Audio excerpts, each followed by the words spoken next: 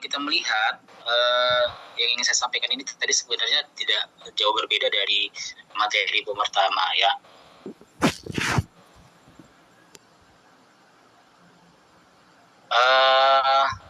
Tadi sudah diperkenalkan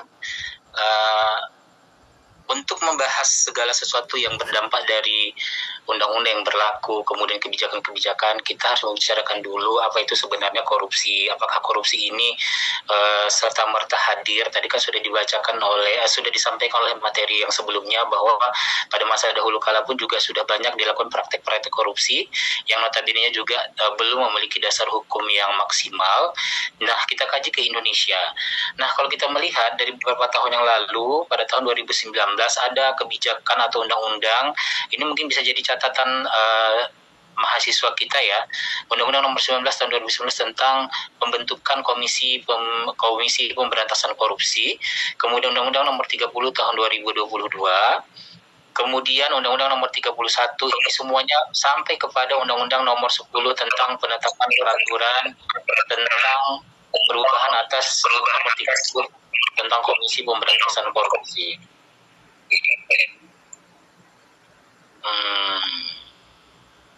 Boleh diinput ya. Nah, saya mau mengajak, kebetulan instruktur ya dari AKMI Kementerian Agama. Saya pengen di kelas Zoom kita ini tidak hanya menonton dari saya, tapi nanti kolom chat itu akan kita hidupkan bagaimana kita merefleksi, bagaimana nanti saya buat brainstorming kepada adik-adik semua bahwa kelas ini juga kelas yang tidak monoton, akan tetapi kelas ini juga diharapkan mampu memberikan kontribusi melalui kolom chat nanti kalau misalkan ada brainstorming ataupun refleksi yang ada di slide saya. Nah, bangsa ini tidak kekurangan orang pintar, tetapi kekurangan orang jujur. Saya ingin bertanya dulu tadi ya, sudahkah Anda jujur? Yang saya tanyakan adalah, pernahkah kalian berbohong dalam kehidupan kalian di dunia kampus? Boleh dijawab kolom jujur di kolom chat.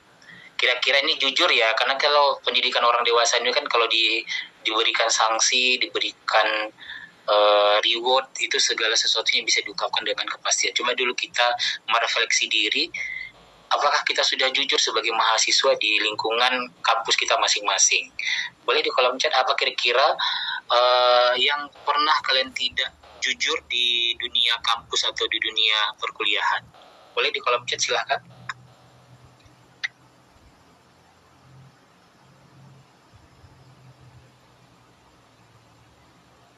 Boleh dibacakan nanti Kak Dira, siapa-siapa yang bisa menjawab nanti silahkan. Ada Aris Bahtiar Dega, pernah Bapak katanya. Sahrini ya. Pernah Pak. Yang ngapain? Kak Farzana, pernah Pak. Beri dulu contohnya, kira-kira ngapain, kamu kenapa nggak jujur gitu. Misalkan kalau kebanyakan mahasiswa, khususnya saya ngajar di UIN Sumatera Utara Medan, kebetulan levelnya itu di jenjang S2, biasanya karena banyakkan jurnal misalnya gitu kan, belum submit Pak, belum selesai misalnya kan, seperti itu. Nah, ini kita perlu refleksi, kira-kira kita sudah jujur atau tidak gitu dengan instruksi ataupun sesuai dengan kontrak perkuliahan yang dilakukan oleh dosen kita masing-masing. Kira-kira ada yang lain, Bu Dira?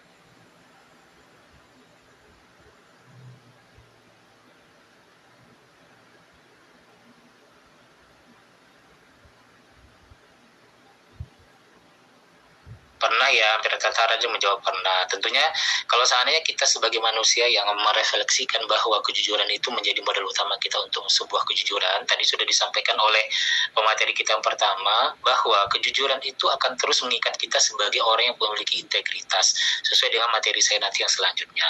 Oke, kita next ya. Nah, di brainstorming yang pertama ini, bila kita mendengarkan kata korupsi, apa yang ada di benak atau di hati Anda? Coba dulu kalian catat di kolom chat, silahkan.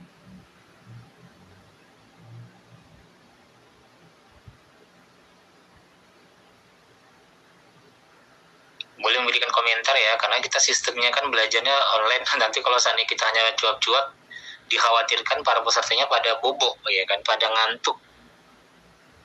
Nah, coba dulu kira-kira brainstorming yang pertama, bila kita mendengar kata korupsi, tadi kan sudah disampaikan tuh banyak yang disampaikan oleh pemateri pertama, ada kelasnya kelas orang yang terdidik gitu kan, hampir rata-rata survei membuktikan bahwa orang yang melakukan praktek korupsi itu adalah orang yang memiliki pendidikan tinggi. Itu kenapa faktornya. Terus dihebohkan dengan yang sekarang ya kan, Badan Gizi Nasional ujuk-ujuk ternyata rupanya Pak Dadan selaku Kepala Gizi Nasional tertangkap dia melakukan praktek korupsi yang notabene-nya juga orang yang terdidik gitu. Kira-kira kalau misalnya mahasiswa diajak identik tadi kan sudah dibahas tuh apa itu korupsi gitu kan. Kalau mendengar kata korupsi, apa yang ada di benak kita gitu? Apa yang ada di hati Anda?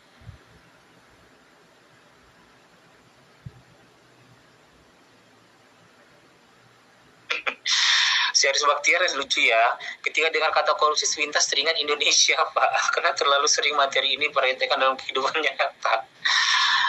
Wah, luar biasa. Jadi seolah-olah macam apatis kita ya mendengar kata korupsi itu identik dengan negara kita gitu ya. Oke, ada yang lain kira-kira komentar silahkan. Ada Atika Farzana mengambil yang tidak hanya. Oke. Rizky Laulil Balkis sanggup nggak ada perasaan. Oke, silakan yang lain. Saya ingin menghidupkan kelas ini, kelas webinar ini tidak hanya monoton dari pemateri, nanti sembari kita juga menghidupkan bagaimana sesi tanya jawab, kita juga akan menghidupkan jempol-jempol para mahasiswa ini untuk menelaah atau menganalisis kira-kira pandangan kalian itu korupsi itu seperti apa gitu. Ada yang ringkas padat ini ya, DPR Pak. Oke, korupsi itu maling Pak. Oke, si Said Ahmad Zaki. Oke. Ini nanti kolom-kolom chat ini akan kita berikan hadiah ya Bu Naura ya. Bagi teman-teman yang aktif, nanti kita akan berikan hadiah 1 buku untuk para peserta terpilih yang aktif melakukan interaksi baik kolom chat ataupun sesi tanya jawab. Kira-kira ada yang lain? Oke, berarti ada gambaran ya tentang brainstorming ini bahwa di dalam hati kalian itu kalau mendengar kata korupsi, mendengar kata Indonesia gitu ya. Oke, kita next ya. Nah, brainstorming yang kedua. Apa pendapat Anda tentang foto ini? Gitu. Silahkan berkomentar kembali. Supaya nggak jenuh.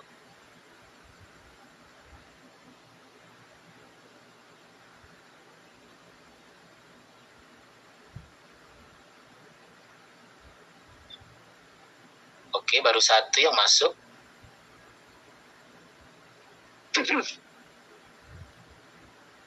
Ini anak Gen Z buncit Pak, terlalu rakus sampai nggak tahu perut udah buncit makan uang haram Pak. Terus, oke, yang lain. Aris Bakhtiar, Aisyah Dewi. Nanti boleh dicatat ya panitia untuk melihat siapa-siapa yang banyak komennya, itu yang akan kita berikan reward ya. Yang kaya semakin kaya Pak, nggak pernah puas. Oke. Syahrini, ada Syahrini di sini ya. Syahrini, seumpama korupsi Pak memakai bukan miliknya Pak. Oke. Rizky, makan uang haram Pak, tanda memikirkan yang lain. Tama, terlakus. Oke. Tamak Pak, semua bisa dilakukan kalau ada uang Pak. Oke. Indri Ayu, terlalu rakus. Si Aser ya. Oke, berarti sudah mulai nampak ya ada brainstorming dari yang kedua nih. Apa pendapat Anda tentang foto ini? Jadi foto berikutnya. Brainstorming yang terakhir, ini ada 3 picture bahwa dari hasil-hasil korupsi itu ada 3 dampak. Kira-kira ini kan menanyakan hati nurani kita. Kira-kira brainstorming ini menurut kalian itu tentang apalah kira-kira foto ini? Mengakibatkan apa dari hasil tema kita? Silahkan.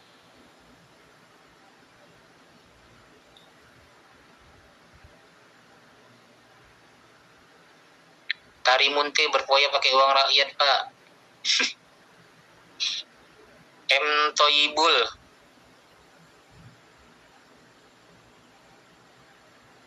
Muhammad Habibur Rahman, orang yang tidak mendapatkan. Oke. Yang lain? Pemerintah berpesta, rakyat sengsara, Pak. Oke.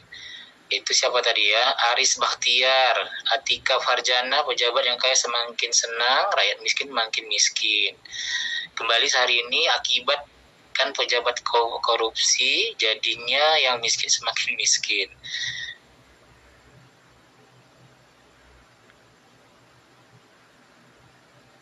Shirley, kesenjangan sosial, Pak. Oke, bagus.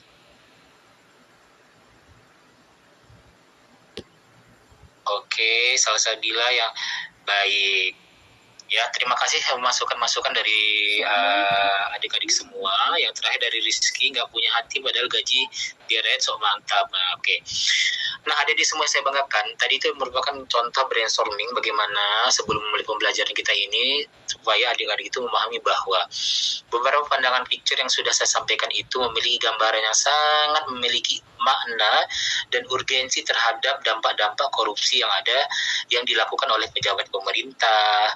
Kemudian suatu saat kita juga menjadi seorang pejabat negara ataupun menjadi pelaku yang memiliki kewenangan untuk memutuskan, memastikan saluran-saluran tepat sasaran itu tidak sesuai dengan kita laksanakan, maka secara otomatis sesuai dengan gambar picture inilah yang terjadi nantinya yang ada di masyarakat, ya.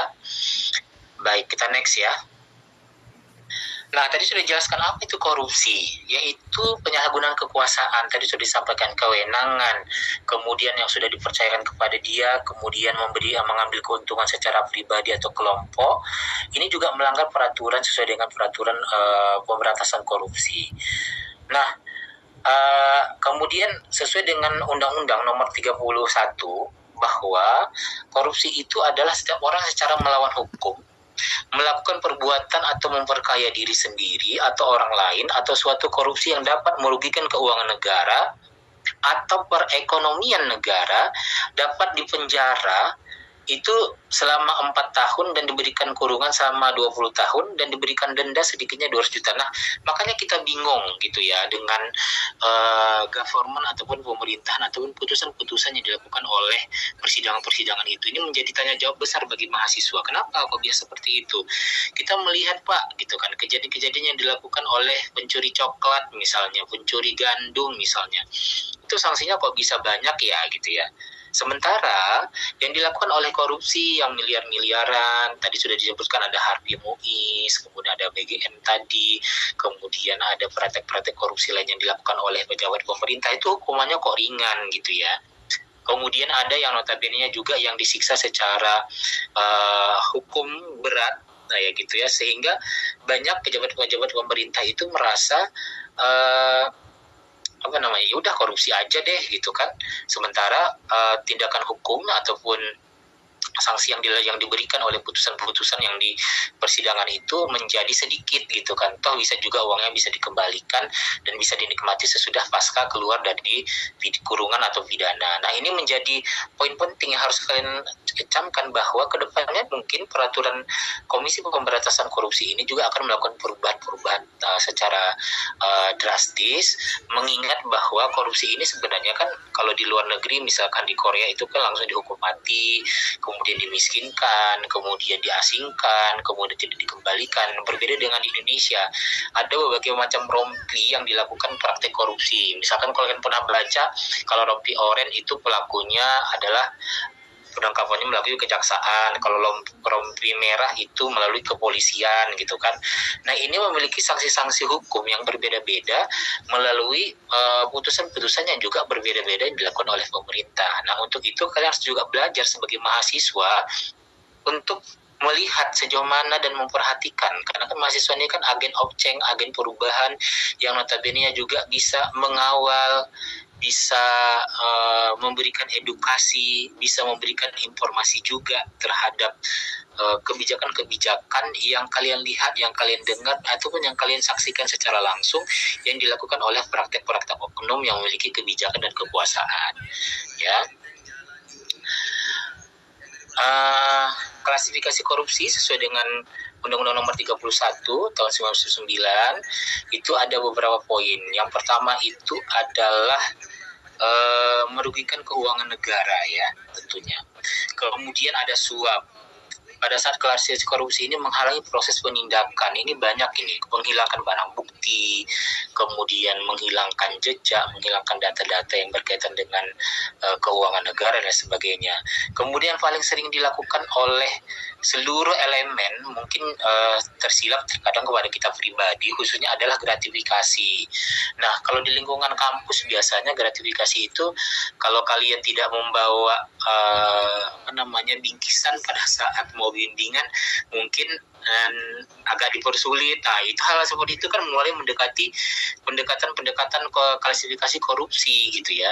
Jadi kalau seandainya saya ini menegaskan lah ya, bahwa kalau seandainya ada dosen yang seperti itu yang mengharapkan segala sesuatu dalam bentuk gratifikasi, lalu ada pelayanan yang prima dilakukan oleh dosen yang bersangkutan ataupun pengurus-pengurus di tingkat prodi dan lain sebagainya, itu merupakan hal yang termasuk dalam klasifikasi korupsi gitu. Sementara kan di dalam peraturan-peraturan pemerintah, apabila kita sudah memberikan layanan pembayaran SPP, secara otomatis kita sudah diberikan layanan yang harus dilakukan oleh pejabat struktural yang dilakukan oleh di dunia kampus gitu. Nah, tapi kalau seandainya, makanya dikurungin di tanda besar, gratifikasi ini identik dengan pelayanan terhadap mahasiswa yang notabene kalau nggak ada gratifikasi itu kan tidak hanya dalam bentuk uang ya, barang juga, makanan gitu kan, ataupun oleh-oleh, itu kan dalam bentuk gratifikasi yang sifatnya mungkin ada simbiosis mutualisme di antara yang dibimbing ataupun yang membimbing gitu. Tetapi ini tidak dibenarkan. Ini merupakan hal-hal yang termasuk dalam klasifikasi korupsi. Kemudian penggelapan dalam jabatan, kemudian ada pemerasan. Kalau seandainya nanti ada di dunia kampus, kira-kira kalian merasakan hal-hal itu, sebenarnya kan di kampus juga sudah ada dibuat anti rusuh ya, bahwa penerimaan di luar dari hal-hal pembiayaan itu tidak dibenarkan untuk dilakukan sumbangan di luar dari SPP ya. Jadi sehingga layanan-layanan yang dilakukan orang yang tidak memiliki kemampuan itu tetap seimbang dan tetap sama pelayanannya terhadap orang yang memiliki kondisi keuangan yang cukup gitu kan. Kemudian ada pemerasan, ada perbuatan curang. Nah, ini perbuatan curang ini sering dilakukan juga ini di level mahasiswa ataupun di level universitas misalnya. Misalkan perbuatan curang, mahasiswa tidak hadir misalnya. Kalian tadi kan sudah ada brainstorming pertama, kira-kira mendengar kata korupsi itu apa, saya nggak hadir, tiba-tiba menuntut haknya untuk mendapatkan nilai yang unggul, nilai yang A+, misalkan nilainya yang lebih tinggi, sementara kita kan tidak melakukan hal sesuai dengan perkontak perkuliahan. Ini juga termasuk dalam ranah klasifikasi korupsi yang diatur oleh negara. Kemudian yang poin 7 adalah konflik kepentingan dalam pengadaan. Ini banyak juga nih, kalau mahasiswa-mahasiswa yang aktif di organisasi intrakampus, banyak hal-hal yang sifatnya harus ekstra cepat, akan tetapi karena tidak mengikuti tata cara dan prosedur, sehingga mahasiswa ini dibiarkan untuk berlama-lama dan tidak melakukan pencairan untuk kegiatan mahasiswa misalnya gitu kan. Ini termasuk juga konflik kepentingan yang dilakukan ataupun yang dilarang dalam hal klasifikasi korupsi. Nah, ini dicatat ya untuk tingkat mahasiswa. Nah, ada 9, ini paling penting sebenarnya dari materi ini. Ada 9 nilai anti korupsi yang harus kalian lakukan sebagai agen mahasiswa ataupun untuk sesi kehidupan kita di masa mendatang. Yang pertama itu adalah kejujuran.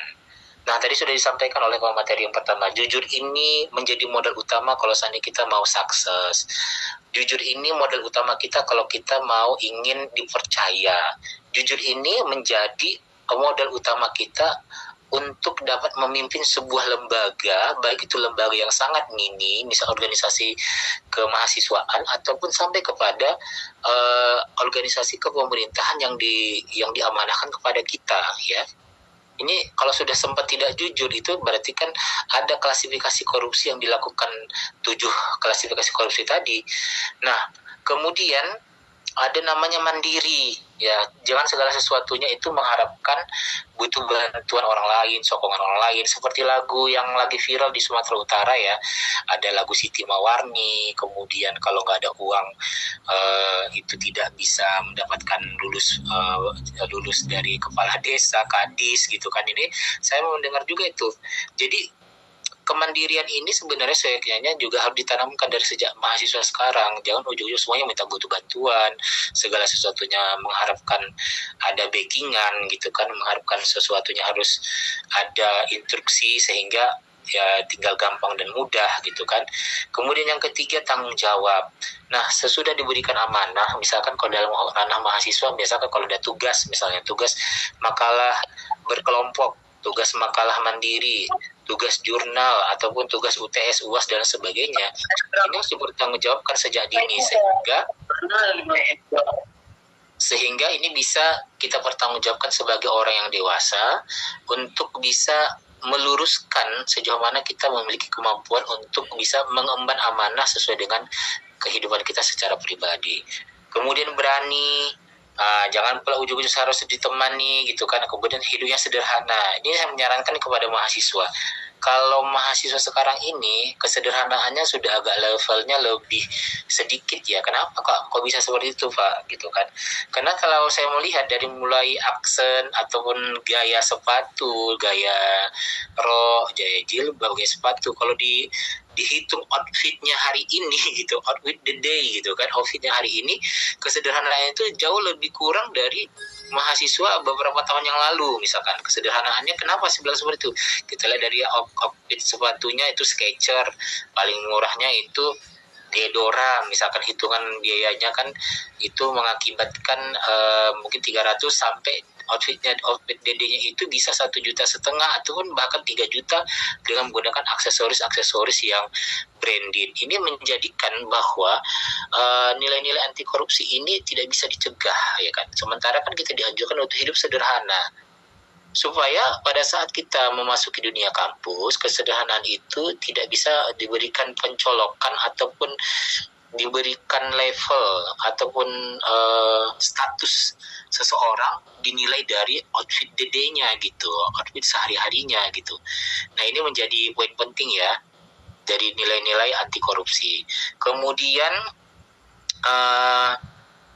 peduli. Kadang-kadang kita kan mahasiswa ini kurang peduli nih pada saat ada kebakaran, kemudian ada kebanjiran. Mahasiswa kalau dilakukan survei, kebetulan juga saya mengajarkan sedikit-sedikit melakukan survei terhadap mahasiswa, ya mereka nggak tahu tuh bagaimana rasanya kebanjiran. Kalau udah kos-kos kamu palingnya ngambil di daerah wilayah mana gitu kan, sehingga teman-teman lainnya tidak merasakan dan tidak berempati dan tidak peduli terhadap penderitaan yang dialami oleh teman-teman yang ada di lingkungannya gitu kan. Nah, disiplinnya juga ini menjadi nilai anti korupsi. Kalau seandainya kalian sudah disiplin dari awal, maka dapat mencegah segala sesuatu yang terjadi untuk hal-hal yang tidak baik. Adil,